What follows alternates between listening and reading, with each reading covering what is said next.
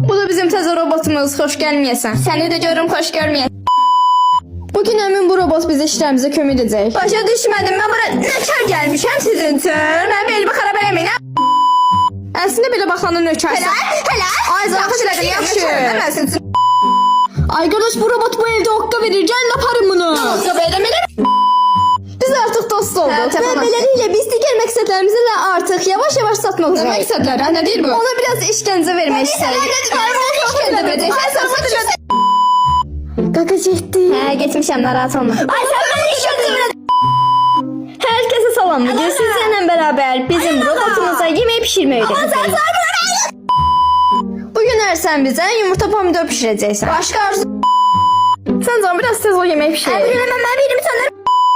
Tavanı belə tükür. Sən yenə mənə verirsən.